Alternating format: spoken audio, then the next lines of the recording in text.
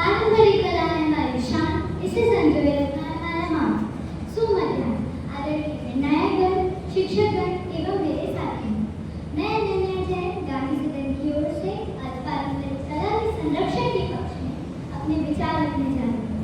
महोदय, सर्वप्रथम मैं आपको यह बताना चाहूंगी कि पारंपरिक कला क्या है व इसका संरक्षण क्यों करना चाहिए।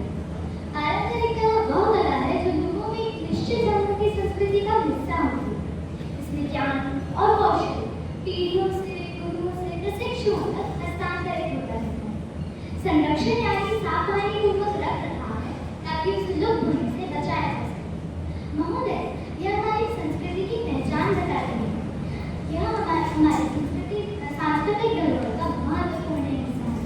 ये कलाएं हमारी परंपराओं और मूल्यों से हमें जोड़ती हैं। इनका संरक्षण आवश्यक है। पारंपरिक कलाएं हमें प्राचीन ज्ञान और कौशल भी प्रदान करती हैं। यह कलाएं हमें हमारे इतिहास का अध्ययन भी करवाती हैं। इन कलाओं के माध्यम से हमारे पारंपरिक कलाओं के माध्यम से हम हमारे इतिहास और पुरानी सभ्यताओं के बारे में जानकारी दे सकते हैं। एक ओर यह हमारी सांस्कृतिक पहचान है और हमारी ग्रामीण जीवन के इतिहास से बहुत गहरे तक जुड़ा हुआ है। पारंपरिक कला विश्व की सबसे समृद्ध और विविध कलाओं और नींवों में से एक है। इसका संरक्षण आवश्यक है। जैसा कि मेरे विपक्षी दल का मानना है कि इससे हमें रोजगार के अवसर सीमित होते हैं, लेकिन मैं यह कहना चाहूंगी कि कलाकारों और कारीगरों जैसे लोगों के लिए यही एक रोजगार का अवसर है।